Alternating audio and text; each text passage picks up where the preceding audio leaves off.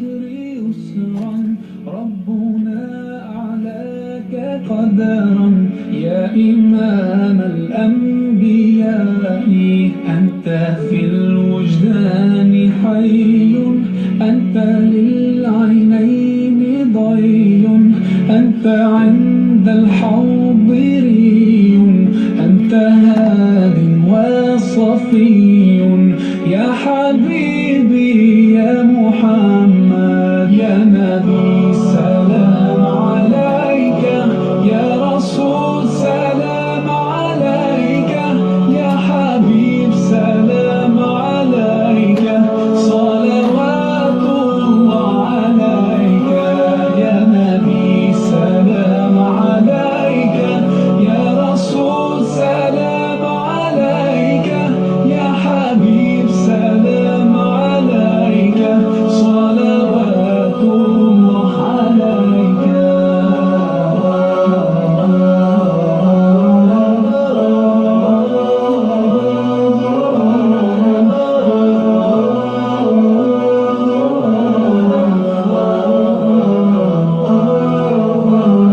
يرتوي بالحب قلبي حب خير رسل ربي من به أبصرت دربي يا شفيعي يا رسول الله أيها المختار فينا زادنا الحب حنينا جئتنا بالخير دينا يا ختام المرسلين يا حبيبي يا محمد يا نبي سلام عليك يا رسول سلام عليك يا حبيب سلام عليك صلوات الله عليك يا نبي سلام عليك يا رسول سلام عليك يا حبيب سلام عليك صلوات الله عليك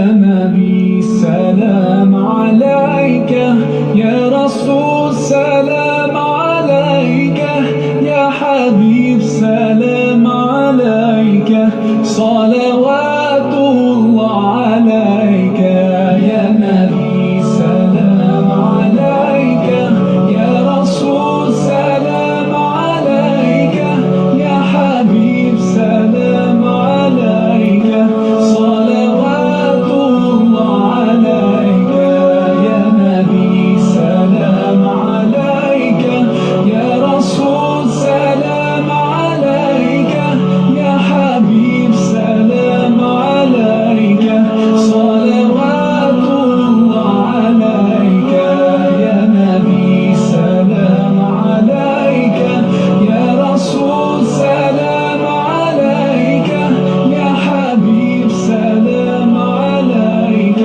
صلوات الله عليك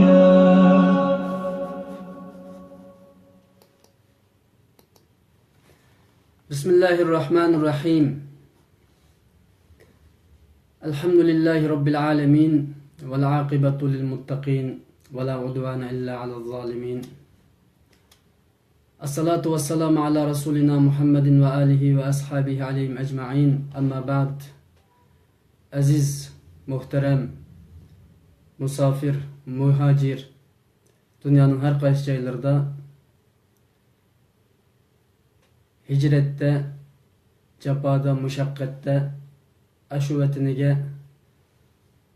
sığınıb, aşu ata-analarına sığınıb, aşu dostlarına sığınıb,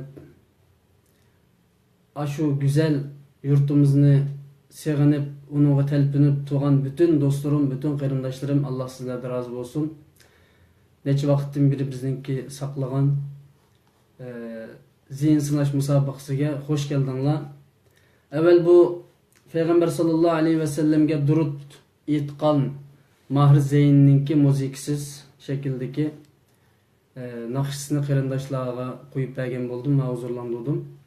Yani bunun bilan başlashdagi maqsad bu qarindoshlarimizningki hem bahrilab, texmi ko'p qarindoshlarimizningki bu qatimliq zihin sinash musobaqasiga qatnashishga vesile bo'lish uchun qarindoshlarni saqlab turdim. Bir qancha nafar qarindoshimiz ham bahrilagan bo'ldi. Ulardan Alloh rozi bo'lsin. Qolgan qarindoshlar asos jihatdan bu xizmatimizga yaqindan yordamli bo'lishni istamayotdi. Shunday bo'lsin, men tovanchilik bilan qarindoshlarimga so'rayman. Bu musobaqani hazırlash uchun 12 kishi 15 kundan beri tayyorlik qilyapmiz. Buning ichida 2 kishi 60 tane savolni tayyorladi.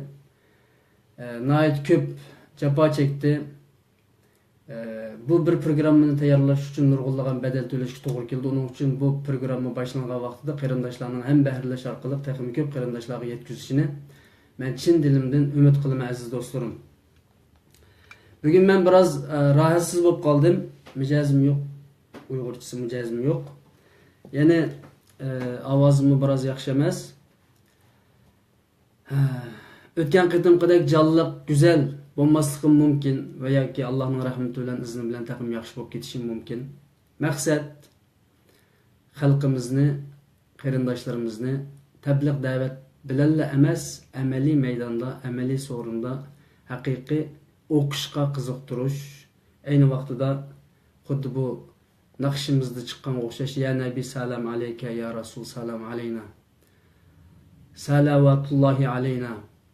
Bu bizningki salavat öğretken, durut etgan peygamberimizga birinci qitim tushgan kalima so'z Bismillahirrahmanirrahim. Iqra bismi rabbikellezi xalaq. Seni yaratgan Perverdigarının ismi bilen okugun dedi. Dünyada hiç kandak bir kitap, hiç kandak bir semavi kitap illa bil Kur'an. Fakat Kur'an'dan başka hiç kandak bir kitap okugun kelimesi bilen dünyaya düşüp bakmadı.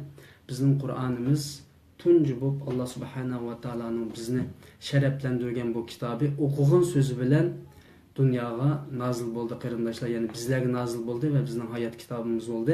Bizden hayatımız oldu, bizden turmuşumuz oldu, nikahimiz oldu, balçaklarımız oldu. Koca şehirlerimiz oldu, terakkiyatımız, ilmimiz, bilmemiz, tabiatimiz oldu. Kur'an-ı Kerim canlıq bir hayat.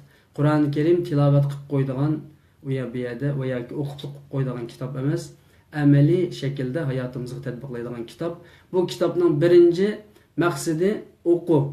Bu kitapның birinci buyruğu emri oku ve Peygamber sallallahu aleyhi ve sellem aynı zamanda bunu okudu, bunu hakiki şekilde hayata tatbik kıldı. Okuş bilen iş başlayan Peygamberimiz sallallahu aleyhi ve sellem. Hira g'arida o'qishni istagan bo'lsa-mu, nima qilishni bilmasdan faqat tafakkur tadabbur bilan o'ltirgan u Muhammad sallallohu alayhi va sallam kunlarning birida Cibril Amin aleyhissalatu vesselam uçkaçtı. Cibril Amin aleyhissalatu vesselam Allah subhanahu ve taala tarafından peygamberge oku sözünü yetkiziş için alayda ivetilgen bir elçi idi. Ve peygamber sallallahu aleyhi ve sellem'le oku dedi. Ma'ana biqari cevabını ağandın kin Cibril, yani qattiq bir sıktı Resulullah aleyhissalatu vesselam okuğun dedi. Ben okuşunu bilmeymen dedi Resulullah aleyhissalatu vesselam. Ben okuşunu bilmeymen dedi. Ama Cibril dedi ki İqra bismi rabbikellezi halak. Halakal insanı min alak. İnsanını alaktan yaratkan, bir parça muzgadın, bir parça lahta kandın insanını bu şekilde, bu aldınlarda görünüp duruvatkan bu cisimga ekegen Allah'ın ismi bilen okuğun ya Muhammed dedi ve iş şu yerde başlandı. O karanlığı devirdeki, o cahiliyet devirdeki Arap zamanı ve Arap makanı o günden itibaren yorgunluk çıkışa başladı. Çünkü işinin beşi okuş idi qarindoshlar. İşinin beşi okuş bilen başlangan idi. Hareketinin beşi okuş bilen başlangan idi. hicret ve cihatning beshi o'qish bilan boshlangan edi. O'qishsiz hech qanday bir narsa vujudga chiqmaydi. Faqat payg'ambarning payg'ambar bo'lishi uchun, faqat payg'ambarning butun 23 yillik hayotidagi asosiy maqsadi insonlarga haqiqatni, ilmni, Qur'onni, hayot qonuniyatini o'qitish va o'qish orqali insonning fazilatini yuksaltirish edi. Maalesef afsus insonlar bu o'qishdan jiroq bo'lib qoldi qarindoshlarim. Va bugungi kunda ham 250 parchaga yaqin Uyg'urcha kitobimiz kitob shkaflarida to'ba besib turdi. Hech kim va yoki az bir qismdan boshqa qarindoshlarimiz o'qishni istamadi. O'qish orqali o insonning qalbining yoriydiganligi, o'qish orqali o insonningki gangirgan hayoti yaxshilikka erishadiganligi, o'qish orqali o inson dunyoligi va oxiratligini setib ola oladiganligi, o'qish orqali o insonning jahiliy va axloqiy va har turli hayot mezonida o'zgarish yuz beradiganligi, o'qish orqali qaranliq bir hayotdan, qarong'ulik bir hayotdan nurliq bir hayotga o'zib chiqadiganligini ko'p qism qarindoshlarimiz bilinmay qoldi. Shu munosabat bilan biz bu zihin sinash musobaqasini uyushtirdik. Bu zihin sinash musobaqasiga aziz do'stlarim bir qarindoshimiz, balki yana bir qarindoshimiz azroq sommasini chiqargan bo'ldi. 350 TL mukofot sommasi o'rinlashtirdik. Inshaalloh oldimizdagi musobaqalarda ham mukofot sommalarini taqdim ko'paytirishga tirishimiz inshaalloh.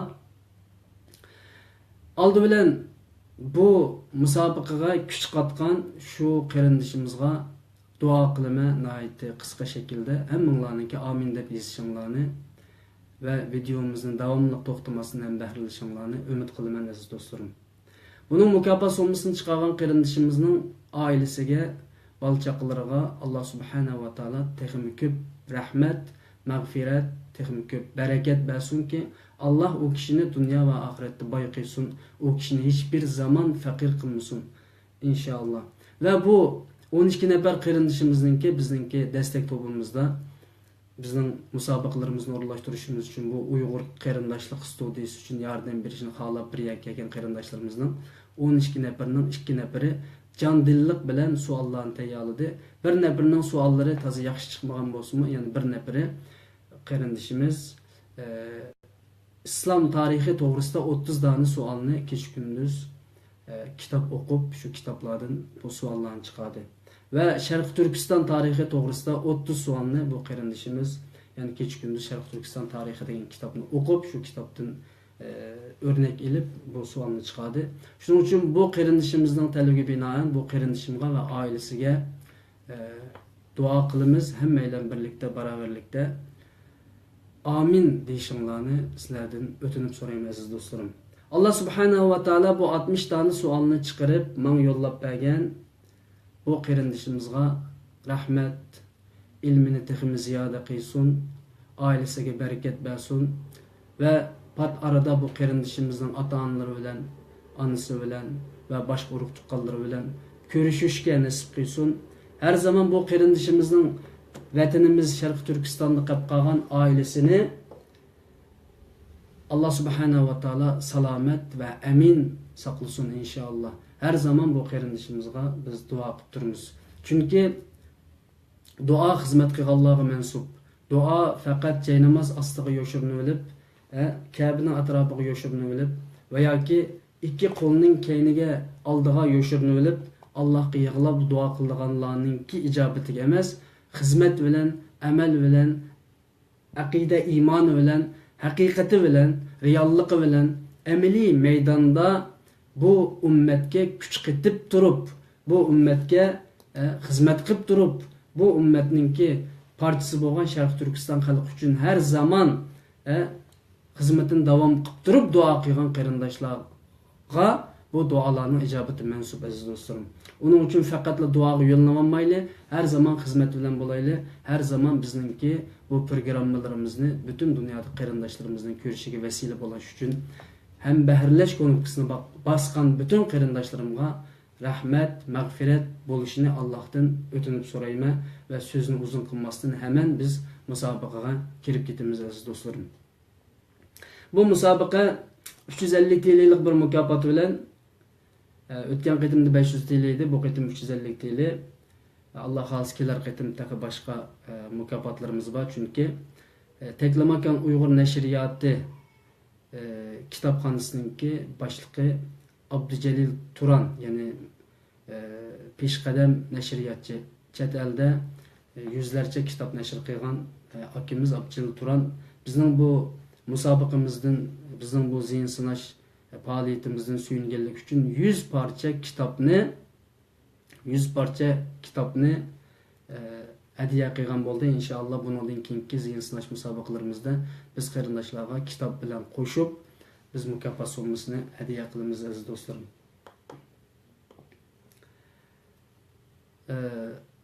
Musobaqani boshlayli, ammo ko'rilish qitim soni hozir to'van qarindoshlar. Bo'lsa 40-50 ga chiqarayli ko'rilish qitim sonini. Qo'linglarni ham bahrilash ko'nikisini qilib besib qo'ysanglar, taqim ko'p qarindoshlarningki musobaqamizga qatnashishiga sabab bo'lasizlar. Alloh hammadan rozi bo'lsin. Qarindoshlarımızın soni biroz ko'payganlikda men bu o'qishninki ne kadar muhim, ahamiyatlik bo'lishi to'g'risida Qur'on Karimda baştan oyoq oyatlar kelgan. Shu oyatlarning birisi Bismillahirrahmanirrahim. Qul hal yastavillazina ya'lamuna vallazina la ya'lamun degan. İnnama yetezekkerul ulul albab oyati var. Bu ayetning ma'nosi qarindoshlarga deb birman. Degan ya Muhammad sallallohu alayhi vasallam bildigan kishi bilan bilmaydigan kishi barobar bo'lamdi deydi Alloh subhanahu va taolo. Bu so'zni, buni faqat aql egalari, kallasini ishlatganlar, tafakkur qilganlar, zikr qilganlar buni o'ylab chiqa oladi, buni tafakkur qila oladi, buni zikr qila oladi, buni tushuna oladi deydi. Uning uchun o'qiganlar bilan o'qimaganlar Allah'ın dergahida beraber bulmaydı aziz dostlarım. Okuğallarının savabı üstün buldu. Okuğallarının kıyametlik derecesi üstün buldu. Fakat okuğan emelige icabet kıygan bolsa. Yani emel kıygan bolsa. Ama okuşunun özünü bir ibadet bilenmey, kitap okuş, Kur'an okuş, hadis okuş, bilim okuş, meyli astronomiya, botanika, kimya, algebra, matematika, meyli qaysi fen bolsun Allah subhanahu wa ta'ala Kur'an-ı Kerim'de onun için faqatla ma'u fenni o'qigan demedi. Faqat o'qigan dedi. Bu o'qishning ichiga Allohning ilmining hammasi kirib ketdi, dunyodagi ilmlarning hammasi. Shuning uchun o'qigan inson ibodat qilgan bo'ladi qarindoshlar. Yani bir kitap o'qigan inson agar uning o'qiyotgan kitobi insoniyatga ziyon etmaydigan, salbiylik bermaydigan bir kitobli bo'lsa inshaalloh bu ibadetin ustida bo'lgan bo'ladi. O her zaman onun ecirler yazılıp durdu. İlim bilen o insanın Allah aldığındaki fazileti, Allah aldığındaki demesi hürmeti götürülüyor aziz qarindoshlarım. Onun için başka bir ayette vellezine utul ilme derecet, ilim verilgenler derece cihette üstün kılındı dedi. Onun için her zaman alimlerimizni, taliplerimizni, okuganlarimizni, profesör doktorlarimizni, bilim adamlarimizni, tadqiqotchilarni, mutaxassislarni, izlanguvchilarni her zaman hürmetlişimiz bizim üstümüzge bir vazife qarindoshlar. Her zaman ularni hürmetleyle. Fakat biz tanqid bilan hürmetni bir-biriga aralashtirib etmasdan o'qib turib amal qilmaganlar, o'qib turib bosh cho'kirib yetib-olganlar, o'qib turib ko'zini haqiqatdan, tilini haqiqatni so'zlashdan, quloqini haqiqatni anglashdan yetib-olganlarni biz her zaman her yerde, dünyanın her qandaq bir yerde biz qanday qilamiz, uning xatoligini ko'rsatib qo'yamiz va tanqid qilamiz. Ama o'qib amal qilganlarning hammasining hurmati beshimizning ustida toj qilib ularni kiyimiz aziz do'stlarim. Chunki dunyo o'qish bilan hal bo'ladi. Bugungi dunyoda kafirlarning va boshqalarningki üstün bo'lib ketishining sababiyatlaridan birisi ular o'qiganlik uchun. Bugun qaysi bir davlat taraqqiy qilgan davlatga qaraydigan bo'lsak, ularningki xalqining nihoyat jiddiy o'qiyotganligini ko'ra olamiz qarindoshlar. Masalan, dunyoda eng o'qiydigan davlatlardan birisi Amerika, Angliya va Isroil. Mana bugungi dunyoda eng kuchli davlatlar, imperial davlatlar, bular nima uchun bu jihatga yetdi desa, bular bütün üniversitelerini ıslah qildi, olimlarni ıslah qildi. Nerede bir yaxshi o'quvchi bo'lsa, nerede bir yezida, bir kenitda, bir Bulun puchqoqda bir yaxshi o'qiydigan o'quvchi bo'lsa, shu maktabning professorlari uni izlab tepib, uningki aeroplan biletini ilib, uningga o'qish mukofoti berdiganligini deb, uni shu universitetga oldin qabul qilib, dunyoninki bu bir qancha davlatga butun o'qiydigan insonlarning hammani yig'ib olib, shu yerda o'qishni qattiq jiddiy taraqqiy qildiganlik uchun bu yerda bir taraqqiyot, bu yerda bir cho'ngchilik, bu yerda bir ichilish bo'ldi. Shuning uchun musulmonlar agar bir qutulamiz deydi ekanmiz, bizda o'qish nihoyat jiddiy qaralish lozim bo'ldi aziz do'stlarim. O'qish bilan biz chechakliy olamiz, o'qish bilan biz ichila olamiz inshaalloh. Alloh hammangizdan rozi bo'lsin. Hammanglar hozir bo'lgan bo'lsanglar, men savollarni tashlashga boshlayman. Men salom qilgan qarindoshlarga va alaykum salom va bundan burun inkas yozgan bütün qarindoshlarimizga men javob bermay qoldim. Chunki aziz do'stlarim, musobaqani boshlaymiz. Birinchi savol bu musobaqaninki tushuntirilishini biz qarindoshlarga e'londa yozib qo'ygan. Kim to'g'ri va tez javob bera olsa, u birinchi bo'lgan bo'ladi. Ya'ni qancha savolga ko'p javob bera olsa birinchi bo'lgan bo'ladi. 200 TL mukofotni oladi. Ikkinchi bo'lganlar 100 TL mukofotni oladi. Uchinchi bo'lganlar 50 TL mukofot oladi aziz do'stlarim. Ve aslında keyingi qitimda qilaylik degan to'q, bu qitim har bir mukofotga erishganlarga 3 taldan, ya'ni birinchi darajaga 4 tal, qolgan ikkinchi, uchinchi darajaga 3 taldan 6 tal, 10 tal kitob mukofot beriladi. Buni Zeytinburundagi Taklimakan Uyg'ur nashriyoti kitobxonasida ilovasi bo'ladi Turkiyadagilar. Agar boshqa davlatlardan bu mukofotga erishib qolganlar bo'lsa, biz pochta orqali sepperimiz inşallah qarindoshlarımızdan adresiga pochta orqali seppersak bo'ldi. Yana bir masala bo'lsa, agar bizga yordamlashishni xohlaydigan qarindoshlar bo'lsa, qo'lingizga qalam olsanglar, kim birinchi bo'lib javob yozgan bo'lsa, shuni xotirlab qo'yib mansanglar inshaalloh bu xotirlagan qarindoshlarga ayrim duo qilamiz. Birinchi savol. Bu qitim musobaqaninki ba'zi taraflarini isloh qildik va musobaqaning javobini birga deb beradigan bo'ldik. Uning uchun birinchi javob chiqib bo'lgandan keyin to'g'ri javobni qarindoshlarga o'qib beramiz aziz do'stlarim.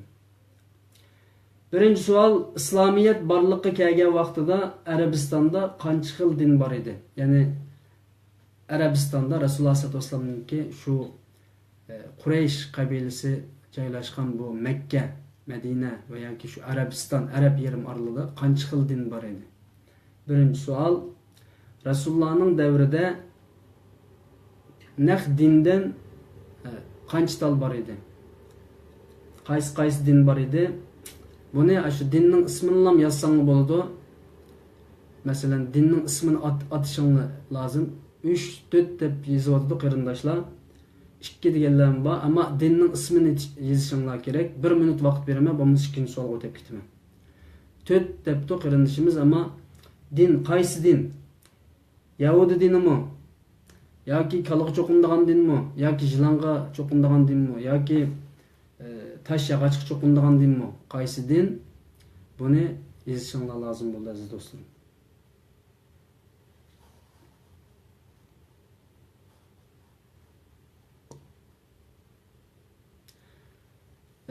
Yahudi, Nasara, Budist debdi qarindoshlarimiz.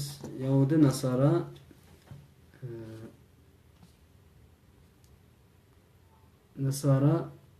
Majusi debdi. Sohibi Majusi debdi. Yahudi, Nasara, Budist. Ammo hozirgacha to'g'ri bir javob chiqmadi. Chunki qarindoshlarimiz kitobni oz o'qiganlik uchun. Yahudi dini, Xristian dini, Atashparast dini, Budda dini deydi. Bu mu to'g'ri emas? butperestlik Hristiyan, Yahudi, Majusi. Bu to'g'ri. Qarindishimiz to'g'ri javobni berdi. Shuning uchun men ikkinchi savolga o'tib ketaman. Qolganlarning savolini o'qimayman chunki bu nemincha kelganlik uchun. Ikkinchi savol. Payg'ambar sallallohu alayhi vasallam qancha ishida Ajrul Aswadni, ya'ni qora tosh deymiz, Ajrul Aswad degan arabcha. Qora toshni Ka'baning uliga qo'yishga rahbarlik qilgan. Ka'bani bir qatim kelkini olib ketib, kim baldu? Qancha yoshda debdi mas'ulcimi? Payg'ambarimiz qancha yoshda Ka'baning tishini qo'ygan? Shu sonni izbasanglam to'g'ri bo'ladi. Allah razı olsun. Qarindishimiz yozdi 35 deb. 35 yoshda Rasululloh sollallohu alayhi vasallam Ka'baning tishini qo'ygan. Shu zamonda Ka'baning tishi jannatdan tushirilgan bir tosh, bilasizlar. Shu vaqtlarda masalan bir qatim kelkun kelib, Ka'baning tomlarini kelkunab qochgan vaqtida bular Makka mushriklari va yoki shu Makka ahli Ka'bani qanday qilgan, remont qilgan. Ya'ni tavoblatdi. Remont qilgan vaqtida mush Ka'baga, Masjidul Haramga kim baldu kirsa, ular bir yerga kelib, toshni men qo'yman deyishib, hech qaysi birlikka kelinmagan bu yerda. Kelinmagandan keyin oxir ular deyishganki, mush Makkaga kim, ya'ni Masjidul Haramga kim baldu kirsa, shu toshni shu qo'ysin degan Rasululloh sollallohu alayhi vasallam shu kuni shu maydonda, shu vaqtda Ka'baning yoniga, Masjidul Haramga kirgan. Kirgandan keyin hammalar bak rozi bo'lib ketgan, chunki Rasululloh sollallohu alayhi vasallamni bak yaxshi ko'rdi vaqtida Muhammad Amin deb atalgan edi. Hammalar shunda rozi bo'lgan. Rasululloh sollallohu alayhi vasallam qanday qo'ygan toshni ridosini silib, Ajrul Aswadni qo'lida ilib ridoning ustiga qo'yib va buning 4 tarafiga shu 4 qabilaninki, shu Ka'bani boshquradigan cho'ng oqsoqollarning 4 qabilaning boshliqlarininki toshni qo'ydiganlarning qo'lini ko'tatkizib, uningdan keyin toshni ilib, uni Ka'baninki timiga qo'ygan edi. Ya'ni Ka'baninki tishini qo'yish voqeasi bu shaklda bo'lgan. 3-savol. Ya'ni 35 yoshda Rasululloh sollallohu alayhi vasallam Ka'baning tishini qo'ygan. 3-savol. Hijratning 1-yili. Musulmonlarningki soni qancha bo'lgan? Sonli yazsanli bo'ldi. Musulmonlarning soni qanchaga yetgan? Hijratning 1-yili. 3-savol. Musulmonlarningki soni hijratning 1-yilida qancha edi? Menga uchur kelmadi. Hidoyat nuri taslim degan qarindishimiz 1500 deb birinchi utib oldi. 4-savol. Hijratningki qanchinchi yili zakat farz bo'ldi? Hijratning qanchinchi yili zakat farz bo'ldi? Hijratning qanchinchi yili? Ya'ni Rasululloh sollallohu alayhi vasallam milod 622-yilda hijrat qilgan. Makkadan Madinaga hijrat qilgan. Mana bu Rasulullohning Makkadan Madinaga ko'chish harakati. Makkadan Madinaga ko'chish harakati bu qanday bo'lgan? Hijrat deb atalgan. Hijratning 1-yili, 2-yili deb bizningki hijriya yil taqvimimiz nimamiz bor. Buni qo'llanib kelyapmiz musulmonlar, ammo bugungi dunyoda hozir ko'pincha musulmonlar buni qo'llanmaydi, milodiy yilni qo'llanadi. Qarindishimiz javob berib bo'ldi 2-yili deb, Hidoyat nuri degan qarindishimiz 4, ya'ni hijratning 2-yili zakat farz bo'ldi ekan. 5-savol. Abu Bakr Siddiq radhiyallohu anhu azod qilgan qulning ismi nima? Bir qulni azod qilgan edi.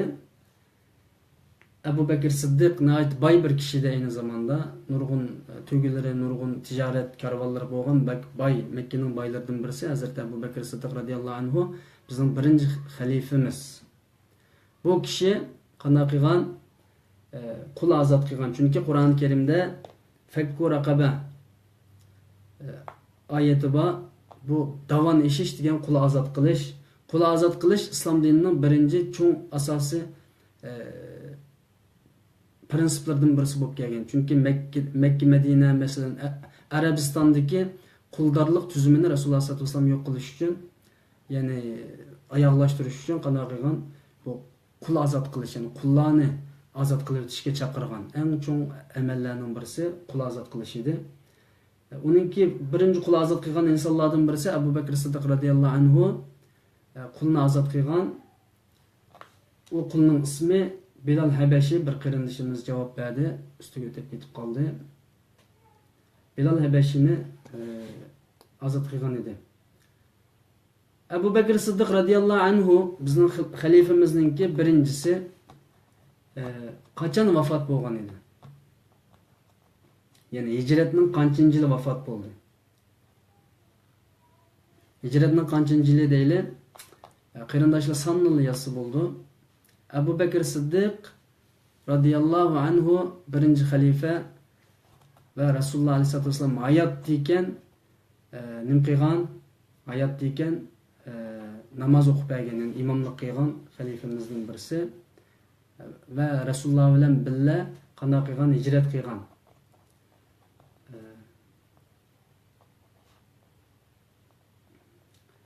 Yettinchi savol. Bu savol biroz murakkab savol ekan, uning uchun buni qoldirib o'tdim. 8-chi savol deyli yoki 7-chi savol deyli, ani birini qoldirib o'tib. Hazrati Hasan va Husayn, ya'ni Rasululloh sollallohu alayhi vasallamning navrilaridan ikki navrisi, Hasan va Husayn ikki navrisi bor. Hazrati Husayn nerede, qayerda shahid qilindi? Hazrati Husayn qayerda shahid qilindi? Qashqadimi, Xotandimi va yoki Suriyadimi va yoki nerede Hazrati Husayn qayerda shahid qilindi?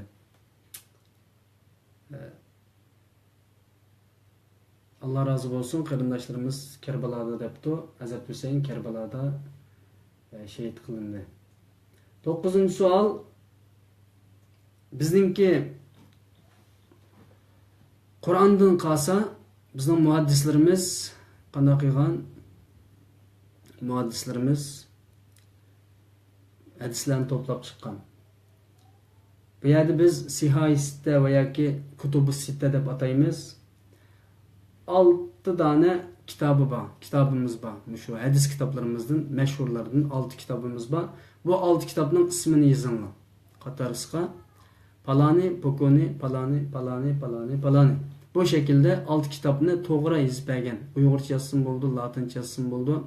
Qarindoshimiz Sahihul Buxoriy debdi, bu birinchisi, Muslim debdi, bu ikkinchisi, ama 6 kitabını butunlay yazish lazım. Kim 6 kitabını birinchi bo'lib yoza olsa, o nimaga erishadi?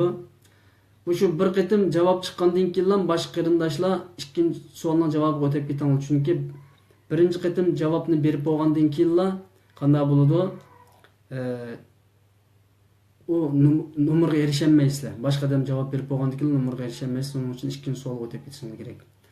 Passingir qarindishimiz Buxoriy, Muslim, Abu Davud, Nasai, Termiziy, Muvatta debdi. To'g'rimi? Buxoriy, Muslim, Abu Davud. Ama birini kim deb qo'yibdi qarindishimiz?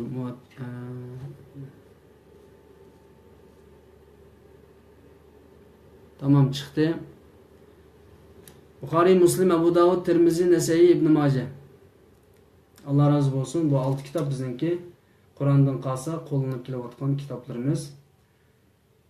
9-savol. İslam dinimizde alimlerimiz bo'lgan. Nurg'un qarindoshlar buningki ma'nosini tushunmay qoladi. Mazhab to'g'risida. Mazhab degan nima deydi? Ba'zi qarindoshlar nim qilamiz mazhab kirib deydi. Ba'zilar mazhabning ahamiyatini, foydasini tushunmaydi.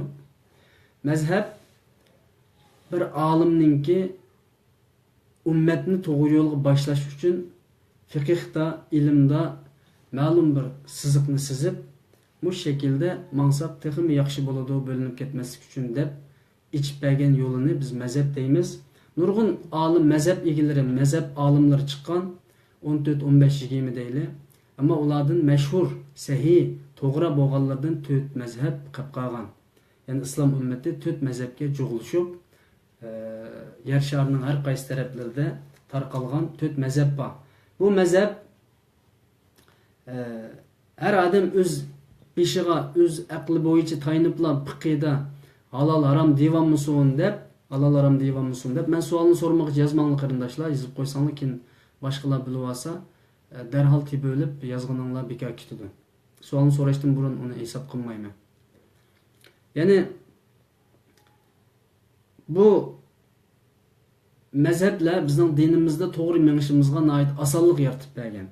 Bo'linib ketmasligimiz uchun har odam o'z beshiga bir fatvo chiqarib, ma'ram ma'lal demaslik uchun ma'lum olimlar, mazhab egalari halol haromning hammani yezib, kitob qilib, tuplab va bir yo'l qilib buni sizib qo'ygan. Bu 4 mazhabda dunyodagi 1,5 milliard musulmonlar bu 4 mazhabni shu degan asosda va yoki mazhabsizlarmi bo'ladi. Masalan, mazhabning sirtidagi insonlar bo'ldi. U o'zining ixtiyori, hammasi musulmon. Yani mazhab iymon bilan bir aloqasi yo'q bir narsa. Ya'ni mazhabning ichida bo'lsa-mu musulmon sanıldı, mazhabning sirtida bo'lsa musulmon sanıldı, ama mazhab osonlashtirdi ishni. Osonlashtirdi. Masalan, deylik-ki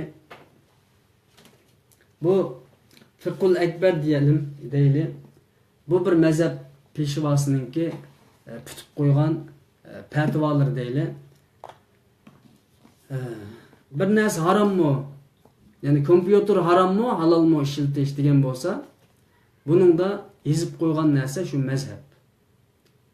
Biz kalla ishiltib o'tmaymiz, shu olimlarninki, mazhab egalarininki fatvolar qarabla palani Abu Hanifa va yoki İmam Şafii, İmam Maliki, İmam Abu Hanbalilar mushini mundaq degan, kompüterni halol degan ya haram degan debla shu mazhabga qarasak shu chiqdi. Agar undan chiqmasa shu olimlarninki so'ziga qarab turib, Qur'on hadisga qarab turib fatvo chiqariladi.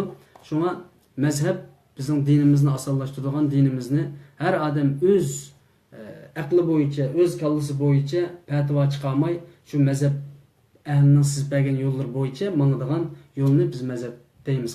Qisqartirilmas hamda bu chunki mazhabni tushundirgan burunqi darslarimiz bor edi. Nurg'un qarindoshlar bu so'zni tushungili unimaydi. Nimishq mazhab kirimiz deydi, nimishq mazhabdan chiqimiz deydi. Mazhab islomning bir osonlashtirilgan bir yo'li, qismi desak bo'ladi. Shuning uchun mazhabdagilar musulmon, mazhabdagi emaslar musulmon, iymon bilan bir aloqasi yo'q. Bir metod, yo'l, bir yetkaga chiqish uchun chasidan bu odishki yo'li taraf bo'yicha mansabni chiqimiz, orada oldi yo'l taraf bo'yicha mansabni chiqimiz. Mazhablar yetkaga berish uchun ma yo'lda mansang asaroq, ma yo'lda mansang ta'sirroq deb sizib bergan kishilarni biz mazhab egalari deymiz. Abu Hanifa, İmam Maliki, İmam Şafii. Mening savolim bu yerda qarindoshlar, islom dinimizda to'g'ri mashhur bo'lgan mazhabdan 4 bor. Mashhur bo'lmaganlardan bir qanchasi bor, ammo mashhur bo'lgan mazhabdan 4 bor. Savol, u mazhablar qayerga taralgan? Hanafi mazhabi qayerga? Maliki mazhabi qayerga taralgan? Hanbali mazhabi qayerga taralgan? Hidayet Nur qarindoshimiz Hanafi, Maliki, Şafii, Hanbali debdi. Savol, Hanafi qayerga taralgan? Hanafi palaniya, Maliki palaniya, Şafii palaniya, Hanbali palaniyaga taralgan deb yozsanglar, bu savolning javobi chiqadi. Chunki biz bu mazhablarninki yer shariga taralgan qismini jiq bilib ketmaymiz. Bilib ketmaganligimiz uchun ma'lum bir jo'g'rafiyaga kelsak, ma millat, ma qavm, ma u she'rdagilar qaysi mazhabda deb jiq diqqat qilmay, biz u yerda yana bir ixtilofning chiqishiga nima bo'lib qolamiz? Sebep bo'lib qolamiz. Hidayet Nuri qarindoshimiz Hanafi O'rta Osiyoga taralgan debdi. Birisiga javob beribsizlar, ammo 4 tane savol bor bu yerda. Hanafi qayerga taraldi? Maliki qayerga taraldi? Şafii qayerga taraldi? Hanbali qayerga tarqalgan? Dengiz burkut qarindoshimiz debdi, Osiyoda Hanafi, Şafii Afrikada, Hanbali Hicaz, Maliki Sharqi Janubiy Osiyo debdi.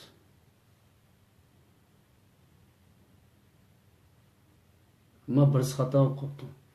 Maliki Sharqi Janubiy Osiyo bilan naqaya cho'ng qit'alardan Hanafi Abu Hanifa ibn Umar ibn Turkiya.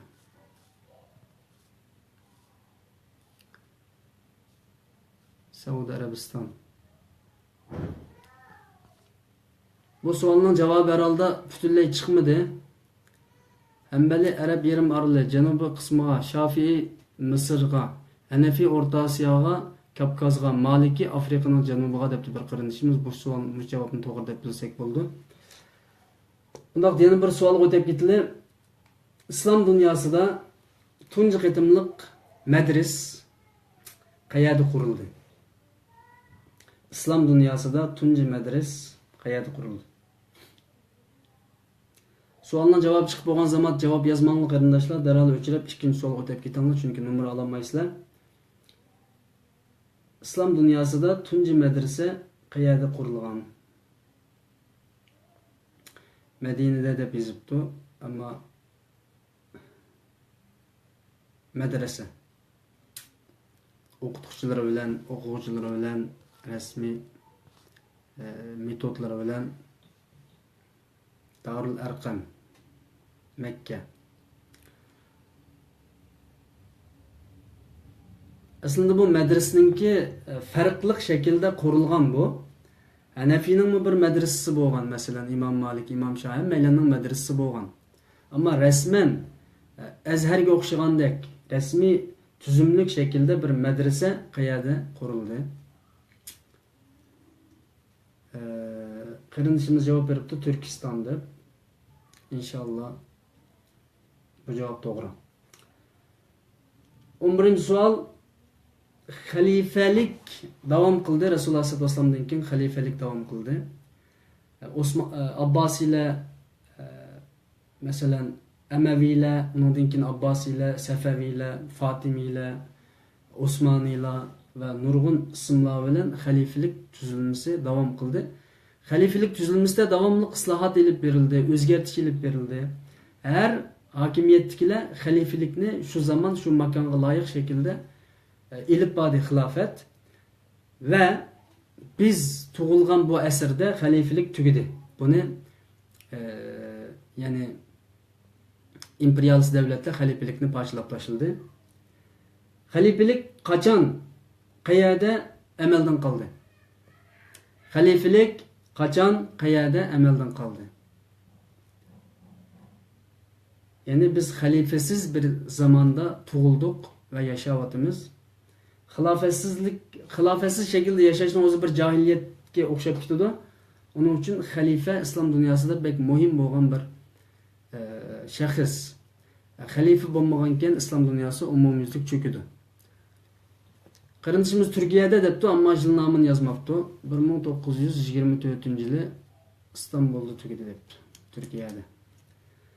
Turkiyada desek taqim to'g'ri bo'ladi, ammo İstanbulda debdi. Buni to'g'ri hisoblaylik inshaalloh. 12. savol. İslam dunyosida tunji qitimliq qurilgan doktorxona qayerda?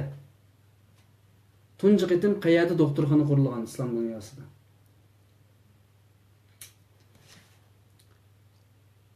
İslam dunyosida tunji qitim qayerda doktorxona qurildi? İslam dunyosida tunji qitim qayerda doktorxona qurildi? Bag'dodda debdi qarindishimiz. Ammo Bag'dod xato. Bu savolninki yana bir savoli bor ekan. Buni unutib qoldik. Shamda deb javob bergan qarindishimiz to'g'ri. Ammo oyig'ini deyma, bunga ham javob bera olsa inshaalloh bu qarindishimiz tutgan bo'ladi. Kim bunga billa qo'shib javob beradi? Shamda tunji qitim doktorxona qurildi. Kim bu doktorxonani qurdi? Kim?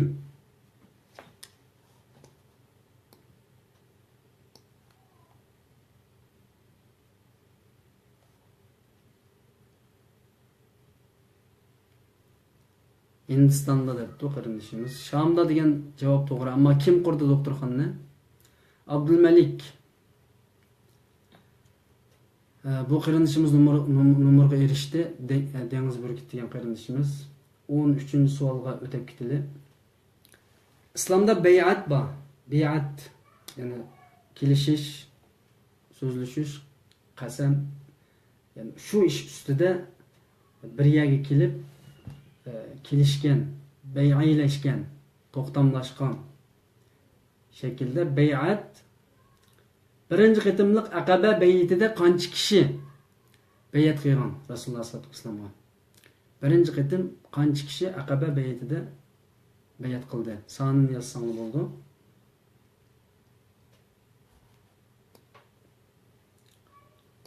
Birinchi qitim qancha kishi bay'at qildi? 12 kishi. Badr urushida qancha kishi shahid bo'ldi? 14-savol. Badr urushida qancha kishi shahid bo'ldi? Yani 12 kishi Aqaba bay'atida bay'at qilib ekan. Badr urushida qancha kishi shahid bo'ldi? 12 debdi qarindoshlarning ko'pinchisi. Ammo mening kitobimda 12 deb yo'q. Boshqa.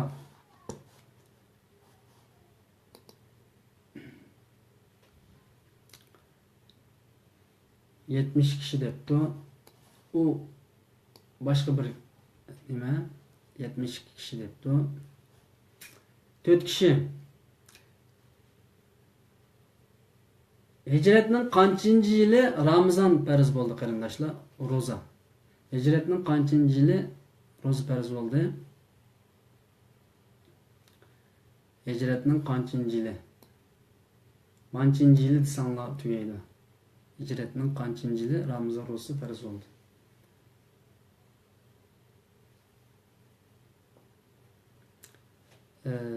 İkinci yili 2 deb yozgan qarindoshimizning to'g'ri.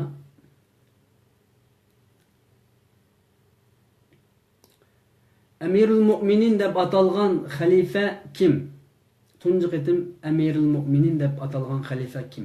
4 xalifaning ichida Amirul Mu'minin deb atalgan xalifa kim?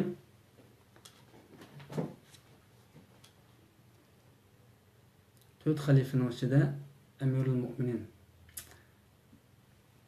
Ömer deb yozibsizlar, buni men to'g'ri deb hisoblab turay hozircha, ammo yozgan vaqtida Ömer radhiyallohu anhu deb yozsanglar to'g'ri bo'ldi qarindoshlar. Taqim yaxshisi.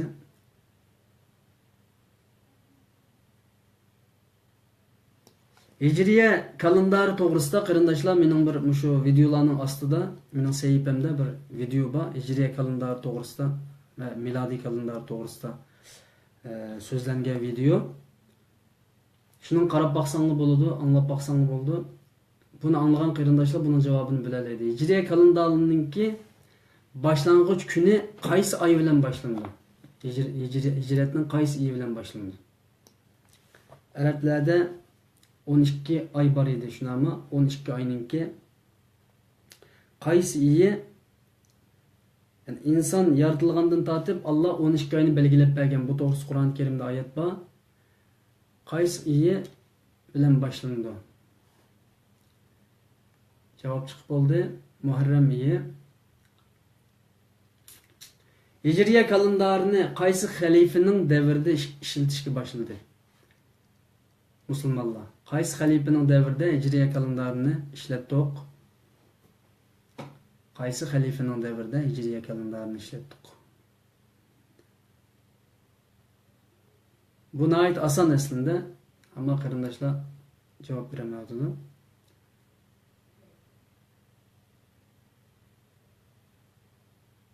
Osman debdi. Osman xato.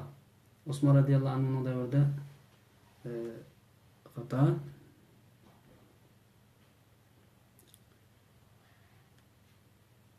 Ömer radhiyallohu anhuning davrida ishlatildi, to'g'ri? Rasululloh alayhisolatu vasallam hijrat qilgandan keyin Makkadan Madinaga birinchi bo'lib qilgan ishi nima bo'ldi? Rasululloh Makkadan Madinaga hijrat qildi. Birinchi bo'lib nima ish qildi? Shu Madinada masalan muhojirlar bordi, ansarlar bordi. Birinchi bo'lib ijtimoiy faoliyatlardan nima faoliyat qildi? Qaysinlarninki yozg'ini birinchi bo'lsa, shu ishkironda chiqadi qarindoshlar, shuning uchun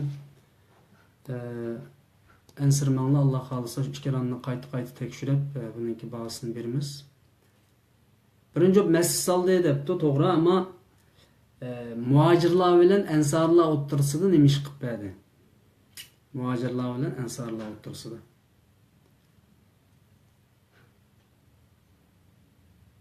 bir ijtimoiy ma'naviy bir faoliyat qilib berdi Rasululloh sollallohu alayhi vasallam. bo'ldi, o'rtasida qarindoshlik o'rnatdi debdi. Bu savollarning ko'piga Hidoyat Nuri Tasnim qarindoshimiz javob beryapti. Muhojirlar bilan Ansarlar o'rtasida qarindoshlik hosil qilib berdi payg'ambar sollallohu alayhi vasallam. Bu men ikki savol so'rayman. Bu ikki savol bir-biriga munosabatli. Rasululloh sollallohu alayhi vasallam ayni vaqtida musulmonlar bir qancha yil bir jilg'ida qamalib qolgan. Bu jilg'ining ismi nima va qancha yil bu yerda embargo yurgizildi? Ya'ni bu Mekkadagi musulmonlarni bu jilg'ining ichiga qamab, ikki jilg'ining o'rtasida bir qancha yil qamab qo'ygan. Bu jilg'ining bir ismi bor. Va bu jilg'ida qancha yil, ikki savolning javobini bir yozishinglar kerak. Ayrim-ayrim yozsanglar navasiz. Jilg'ining ismi nima, qancha yil? Abu Talib jilg'isi 3 yil deydi. Miskin qalb degan qarindoshimiz to'g'ri javob beribdi. Shuning uchun javob berishga aldirmanglar. Savolni to'g'ri anlamasanglar javobni xato berib qo'ysizlar yoki chalib berib qo'ysizlar. Chalib berib qo'yilgan javoblarga nim berilmaydi. Mukofot berilmaydi. Musulmonlar tarafidan eng oxirgi savollar islom to'g'risida eng oxirgi savolni so'rayapman. Musulmonlar tarafidan yoki xalifalar tarafidan deyli oltin pulni kim birinchi oltin pulni bostirgan deydi. Xalifalardan kim birinchi oltin pul bostirgan? İsmini deb bersanglar bo'ladi. Oltin pulni kim birinchi bostirgan?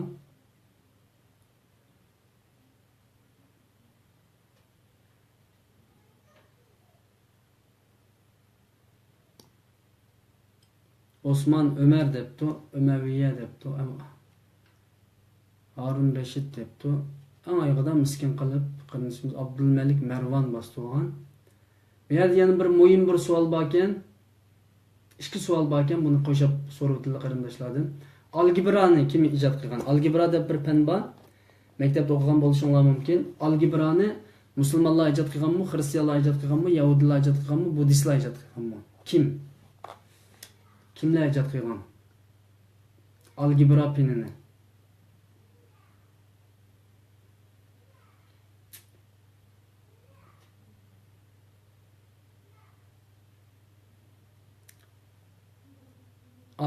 Algebrani musulmonlar ijod qilgan debdi. Alloh razı olsun. Buningki javobim chiqdi.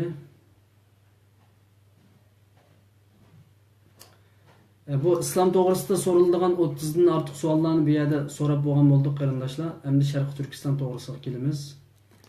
Sharq Turkiston degan bu ismni bizning vatanimizda anglash biroz tez. Kim Sharq Turkiston deb qolsa, balki muddatsiz qamoq jazosi hatto o'ldirilishi mumkin. Sharq Turkiston degan bu ikki kalima Xitoylarningki eng qo'rqadigan ikki kalimasi. Qayerda Sharq Turkiston kalimasi chiqsa, Xitoylarning yuragi titrab ketadi. Bularning kommunist hokimiyat shunda qo'rqib ketadi. Shuning uchun biz Sharq Turkiston tarixi to'g'risida 30 savol so'raymiz qarindoshlar. Bunga javob bera olsa, savollarni sanab kim to'g'ri va baldu javob bergan bo'lsa, shunga mukofotimizni beramiz. Birinchi savol. Sharq Turkiston Islom Jumhuriyati qanchinchi yili nerede qurildi? Sharq Turkiston Islom Jumhuriyati qanchinchi yili nerede qurildi?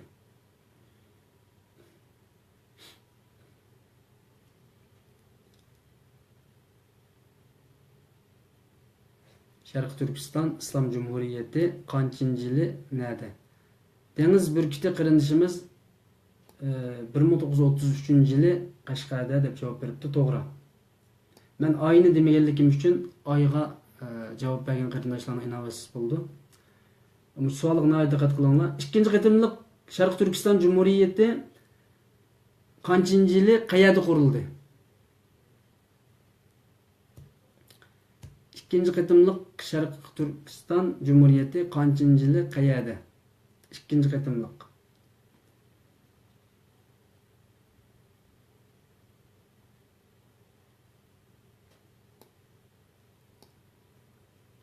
1944-yili deb qo'yapti qarindishimiz, ammo nada degan savolga javob bermabdi.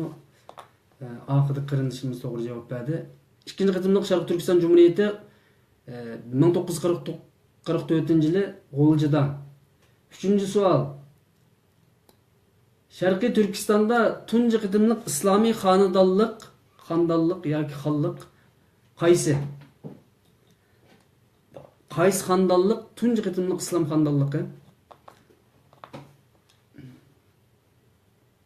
Sharqiy Turkistondagi qaysi xonadonlik tunji qatimliq islom xonadonligi?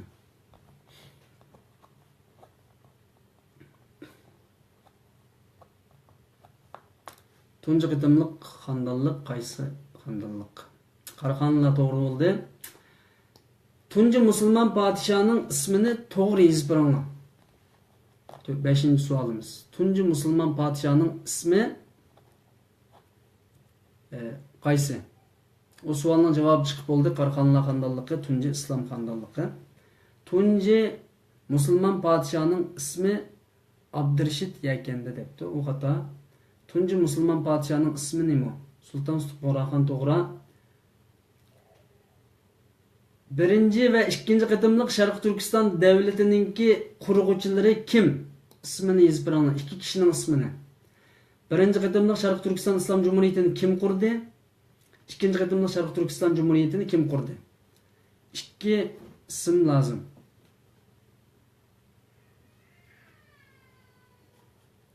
Sultan Quroxon birinchi musulmon podsho, uningki qarindoshlar javobini berib bo'ldi. Uning uchun javob berib bo'lgan zamonlar hemen ikkinchi boshqa savolga qaranglar. Sabit Damollam debdi qarindishimiz, ammo yana birisi kim? Sabit Damollam Alixon To'ra. Chala javob berib qo'ymanglar. Buningmi javobi chiqdi. Yaqinqi zamonda, masalan 1884 deyli, vafot bo'lgan yilini. Yaqinqi zamonda Qashqariya davlatini kim qurdi? Ya'ni 6 shahar deb 6 shaharni birlashtirib, bir kishi Qashqariya davlati deb bir davlatni qurgan. Bu odamning ismi kim? Bu bovimizning ismi kim? Bu davlat qurg'uvchininki ismi kim? 6 shaharni birlashtirib davlat qurgan kishininki ismi kim?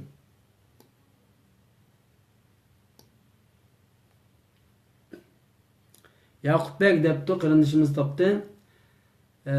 8-savol. Uyg'ur xonadonligi qanchinchi yili qurildi? Uyg'ur xonligi, Uyg'ur davlati yoki bu davlat Orxun Uyg'ur xonadonligi deb atalgan, Uyg'ur xonligi yoki Uyg'ur davlati deb atalgan. Tunji qatimliq Uyg'ur degan ism bilan davlat qurilgan edi. Bu davlat qanchinchi yil qurilgan? 740 dedi qarindishimiz deb oldi. Herhalde bu mukofotni Hidoyat Nuri Taslim degan qarindishimiz oladigan o'xshaydi. Divanul Lug'ati Turkning avtori kim?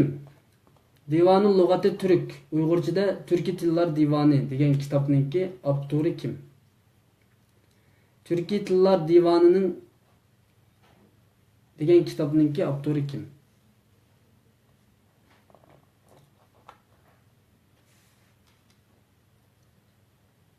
Yusuf Sajib debdi. Yusuf Sajib yozgan kitobning ismi Turkiy tillar divani emas. Mahmud Qashqari. Qutadg'u bilikninki muallifi kim? Yozuvchisi kim? Qutadg'u bilikning yozuvchisi kim?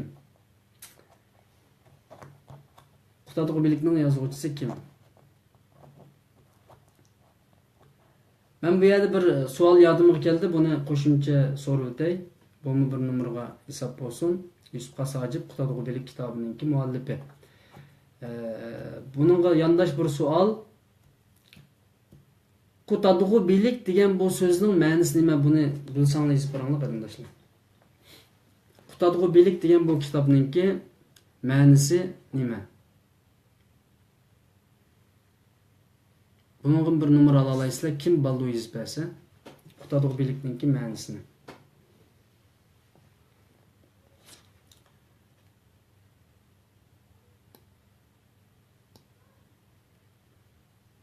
Bilim buluqi debdi qarindishimiz. Qut atqu Qudadg'u bilik Madina Muhammad degan qarindoshimiz topdi. Baxit saodatga erishtirguchi degan kitob. Xo'sh. Endi 12-savol yoki 13-savolga keldik. Bizning davrimizda jadidizmni, ya'ni yeni ma'rifni o'tirib qo'ygan bir kishi bor. Bu asrning boshlarida. Bu kishining ismi kim o? Jadidchilik va yoki jadidizm. Jadid ma'rifini o'tirib qo'ygan olimimizningki ismi kim o?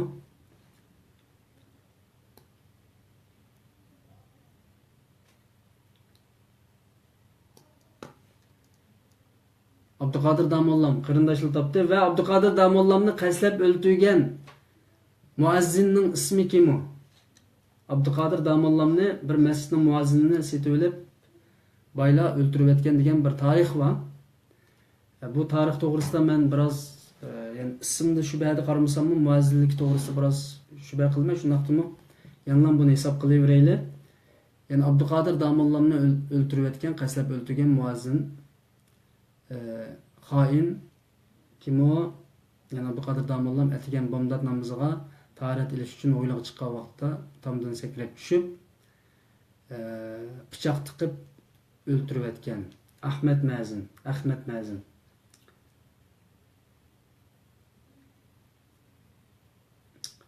Türk dünyasida, yani Şarkı Türk dünyasida kanchilik, madanchilik, mesela kömür deymiz, her xil metallarni qizish boshqa yerlardan bir qancha ming yil ilgari yoki bir qancha yuz yil ilgari baldu boshlangan ekan. Turklar burunlam yerning ostidagi boyliqni ilishni bilgan bir xalq ekan.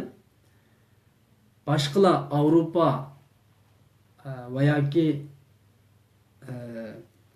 Afrika va boshqa yerlardan turklar baldu yerdan madan qazgan ekan, ko'mir qazgan ekan, temir qazgan ekan, yerning ostidagi boyliqni olgan ekan. Qancha ming yil ilgari turklar yerning ostidagi boyliqni ilishni bildi. Buni men isbotlamoqqa qarindoshlar.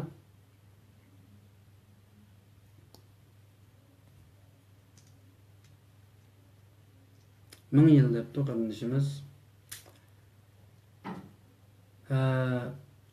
16-savol yoki 17-savol. Xitoy Sharq Turkistonninki va yoki Uyg'ur xalqi desakmi bo'ldi va yoki Sharq Turkiston xalqi deyli. Sharq Turkistonda necha 10 millat birga yashaydi. Xitoy Sharq Turkistonning qancha ming yillik dushmani. Buni izlanglar qarindoshlar. Qancha ming yillik dushmani? Xitoyning tarixini bildiganlar bormi? Xitoy qancha ming yillik bir millat. Buni bilganlar topalaydi.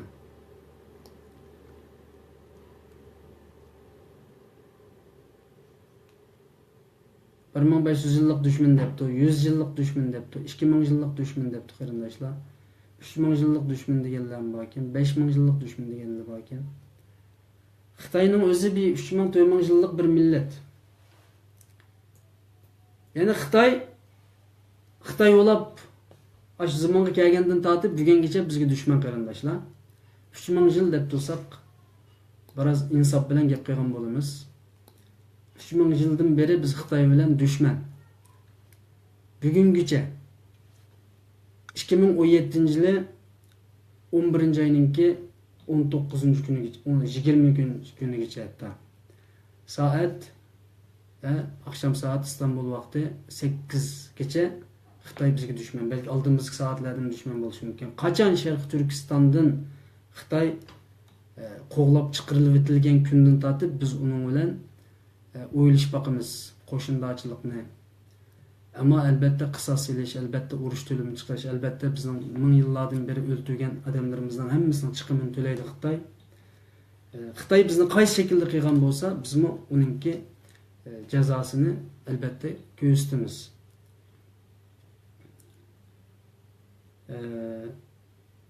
Xitoy bizni yig'latgan bo'lsa, biz uni yig'latamiz qarindoshlar. Ya'ni Xitoy bizning azaliy dushmanimiz. Qachon bizning vatanimizdan chiqib ketib ketsa, u vaqtida biz o'tirib so'zlashimiz, qancha million insonni o'ldirdi, qancha millionlik mol mulkimizni pulan qildi, qancha minglagan insonlarimizga depsanda qildi. Bunun hammasini deyishimiz, tarixni qaytadan ochimiz, tarix kitobimizni. İnşallah o kunlar keladi. İnşallah qisas oladigan kunlar keladi. İnşallah Xitoy bizni qandoq depsanda qilgan bo'lsa, Xitoy bizni qandoq yoq yurtlarda sarson qilgan bo'lsa, musofir qilgan bo'lsa, qaysi shaklda bizni azoblagan bo'lsa, uning qisosini oladigan, uning javobini chiqaradigan kun keladi aziz do'stlarim. Bu yerda bir savol bor ekan, Sharq Turkistonninki yer maydoni qanchalik debdi. Sharq Turkistonning yer maydoni qanchalik, shuni son şekilde, son sıfır şekilde hizbasanglar to'g'ri yozgan bo'lasizlar. Sharq Turkistonninki yer maydoni qanchalik? Buni bildigan qarindoshlarim intayin az. Chunki o'tganda to'plarda mushto'g'riliq nurg'un xato narsalar taqilib yurdi. Sharq Turkiston zaminimizning 1.868.000 kvadrat kilometr debdi. 1.868.000. Men uni toz to'g'ri deb qaramayman. 1.848.000. Taxminen 1.868.000. Ama men o'qigan kitobda bunga yaqin bir son. Qaysini to'g'ri qilamiz? Qaysi kitobdan ko'rdinglar yoki 1.868.000 deb qaysi kitobdan ko'rdinglar? Ilmiy bir buningki nimasi bo'lish kerak. Bu yerda bir qarindoshimiz to'g'ri javobni yozibdi. Men buni to'g'ri deb qarayman. Nimishqa? Uyg'urlar degan kitob deyli yoki boshqa kitoblardan chiq izlanib baqdim men bu Sharq Turkistonninki yer maydoni qanchalik to'g'risida 1.884.000 kvadrat kilometr. Sharq Turkistonninki yer maydoni. Ma Xitoylar 1.600.000 deydi. Bu butunlay bir suiqasd. Nurg'un yerlarimizni Xitoy o'zi qetib olgan. Gansuninki yuqori tarafi. Ular qetiblig'liq, ammo bizning yerimiz u ya. Ya'ni Sharq Turkiston mustaqil bo'lib qolsa, inshaalloh 1.884.000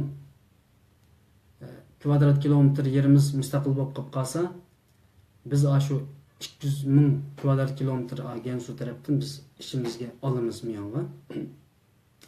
Endi bu yer zamin to'g'risida qarindoshlar, masalan, Pokiston Kashmir tarafdan yerimiz bor, Tibet tarafdan yerimiz bor, bizning yerimiz jiq.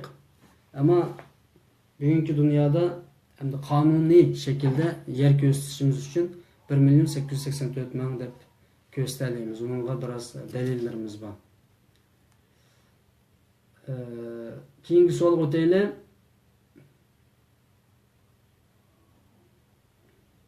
Sharq Turkistonda simsiz telegraf stansiyasi qurilibdi ekan. 1926da. Nerede qurilgan?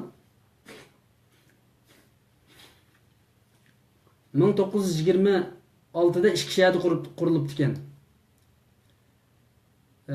Simsiz telegraf qayerda bilan qayerda?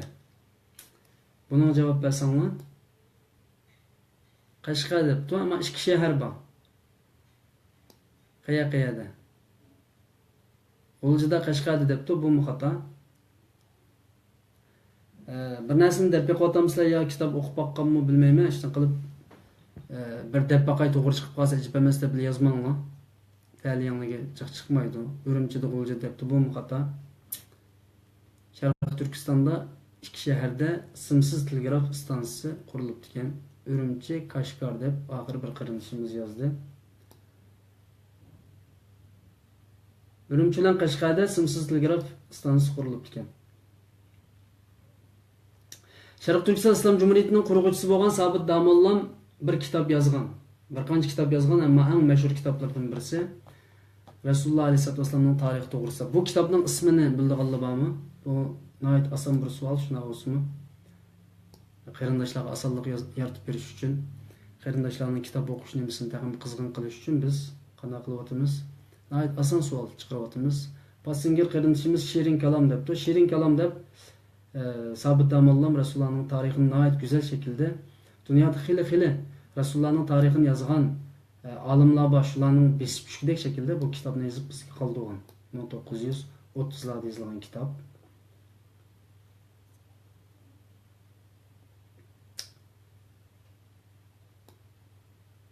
Sharq Turkiston tarixi deb bir ko'ktaşlik kitobimiz bor. Bu kitobimizningki muallifi kim buningki? Muallifini deb bergan bo'lsanglar.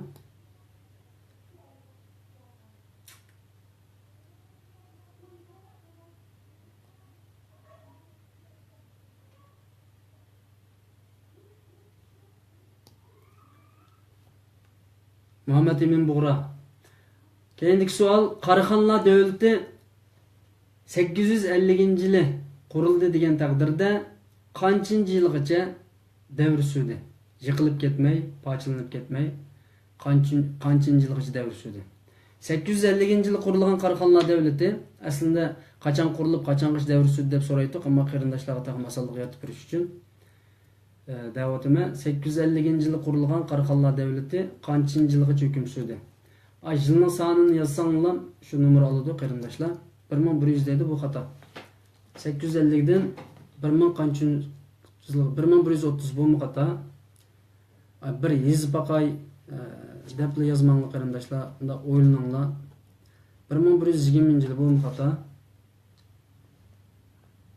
221-yil deydi qarindoshlar. 850-yil qurildi, keyingi mangmaydi qandallik oldiga mangdi, bilasizlar. Vaqt aldıranı saqlab turmaydi, her zaman aldığı mangdi. 1200 depti bir qarindishimiz. Biraz Uyg'ur tarixini o'qigan qarindishimiz biladi. To'sintosh qarindishimiz 1200 depti. Naq emas. Uning oldi keyinda samba.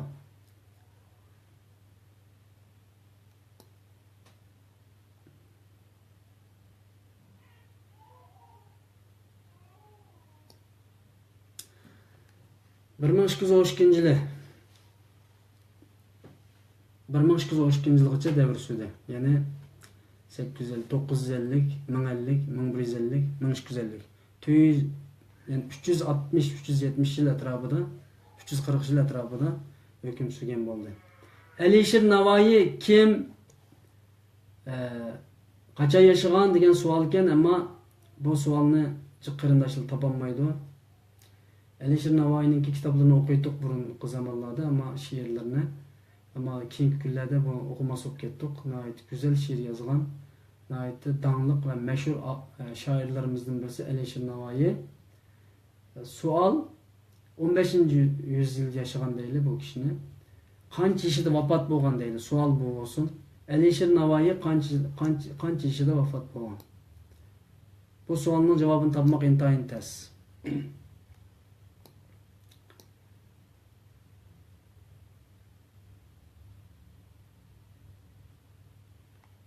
Alisher Navoiy qanchinchi yili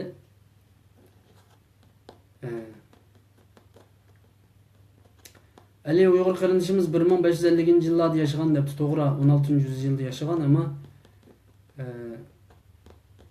qancha yoshda vafot bo'lgan? Alisher Navoiy qancha yoshida vafot bo'lgan?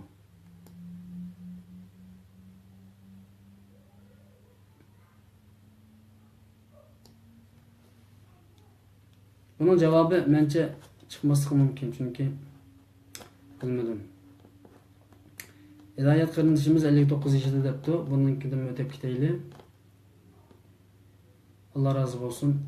59 yaşında vefat olgan. Alisher Navoiy 59 yaşında vefat olgan.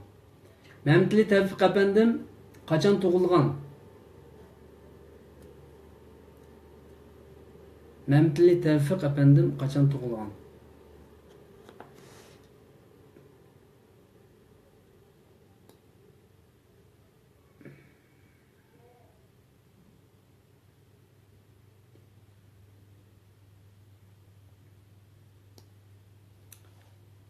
Memtli Tevfik 1901-yili tug'ilgan.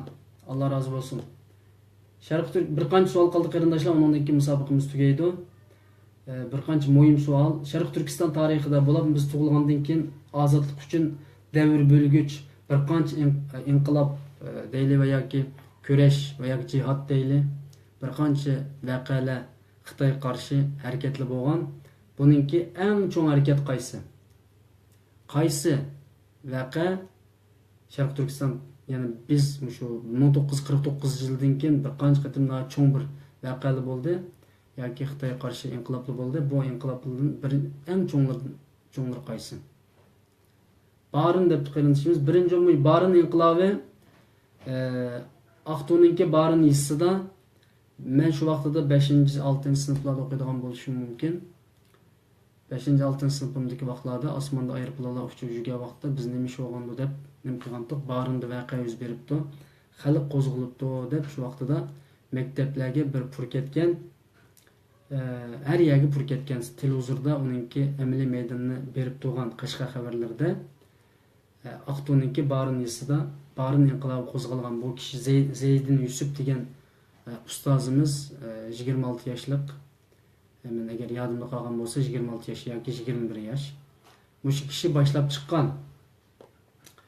va bu inqilobni boshlatgan Xitoylarga nisbatan nihoyatda ajallik zarba bergan, xalqaro tonilishimizga nihoyatda jiddiy kuch qatgan bir inqilob Zeydin Yusuf boshlig'ida Barın inqilobi yuz bergan. Allohim meylandan rozi bo'lsin. Ikkinchi qitim cho'ng voqealik qaysi? İkinci qitim cho'ng voqealik qaysi?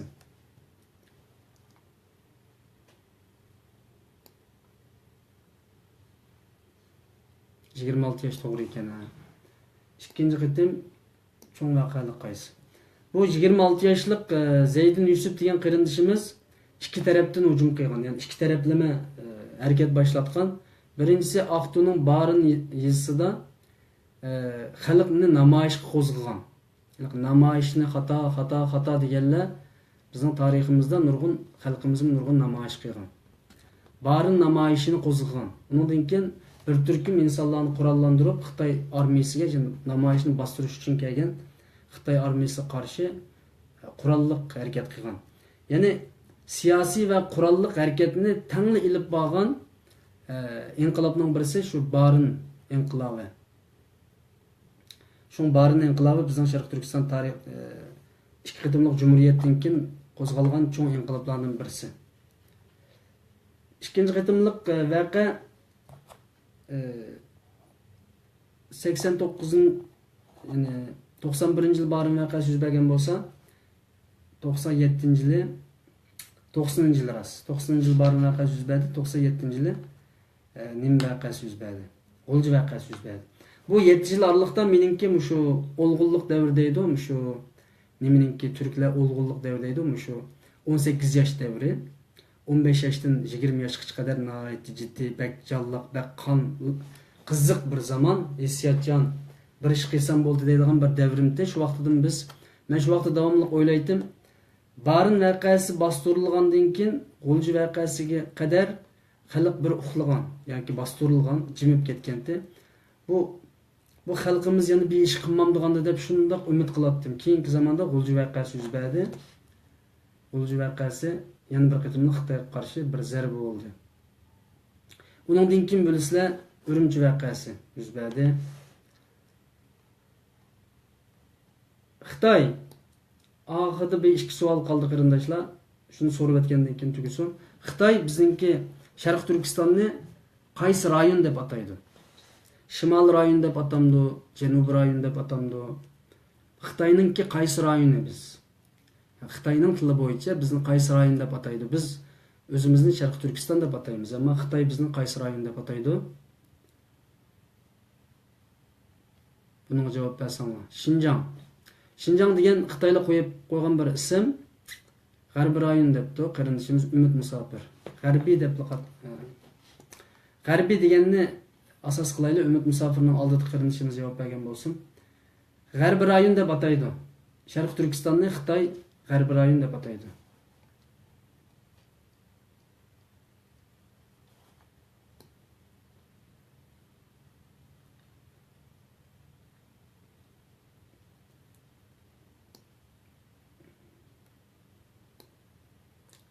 Undaqda sualimiz mishada oyoqlashibdi aziz do'stlarim. Alloh mendan rozi bo'lsin. Islom tarixi va Sharq Turkiston tarixi to'g'risida savol javob faoliyat qildik. Kim to'g'ri va tez javob bergan bo'lsa inshaalloh bular numar ola oladi. Alloh xolisa ertagacha biz bu nomerlarni tekshirib nomerga erishgan qarindoshlarning ismini, olgan nomerini, olgan mukofotini inşallah torda, yani menimki Hüseyin Tecelli sahifasida e'lon qilib qo'yma. Allohim oldi rozi bo'lsin. Balkim qarindoshlar qo'lga qalam elib kim birinchi javob berdi yozgan qarindoshlar bor. Bu qarindoshlar menga WhatsApp topimizga qaytilib, WhatsApp topimizda üvətib bersə təxmin yaxşı buludu.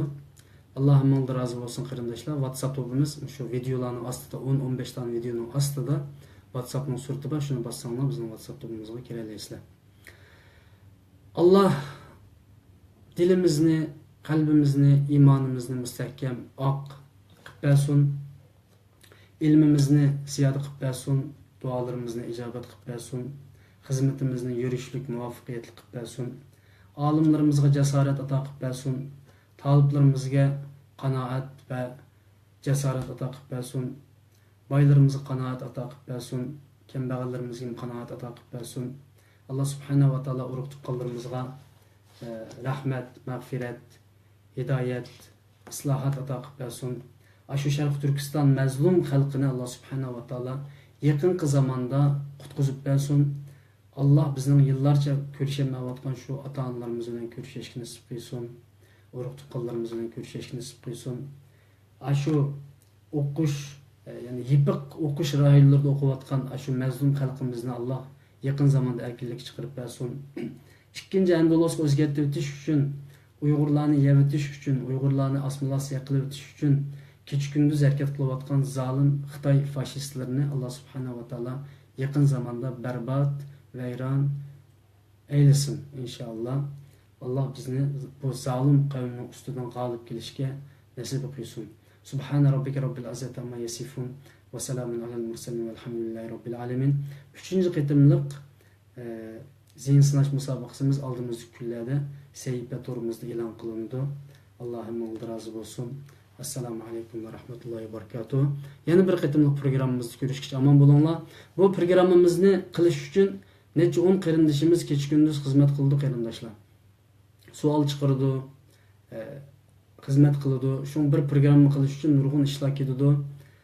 Shunga bu programmamizni taxmin ko'p qarindoshlarning ko'rishiga vasila bo'lishni xohlasanglar, bizning har zaman duo qilishimizni xohlasanglar, beğeniş knopkasını basmay, gülninki yana bir mening knopkasını basmay, hem behrilish knopkasını besib qo'ysanglar, her zaman bizim duayımızdan bahramand bo'la olasizlar. Allohim razı olsun. Assalomu alaykum va rahmatullohi va barakatuh. Ko'rishgacha omon bo'linglar.